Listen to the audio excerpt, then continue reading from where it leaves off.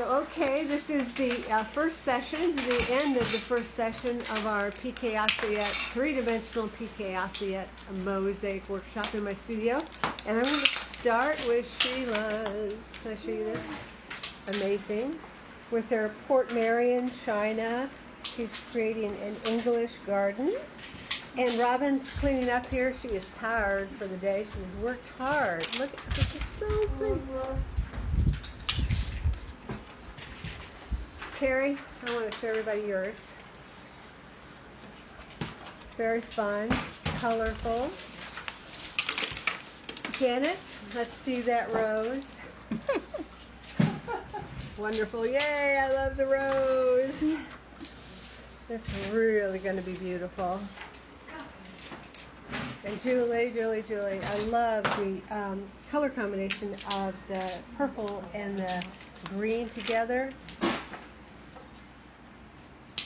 And she's got everything pouring out of her teapot.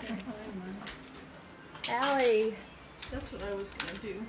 Allie has a very interesting design. I can't wait to see this finished.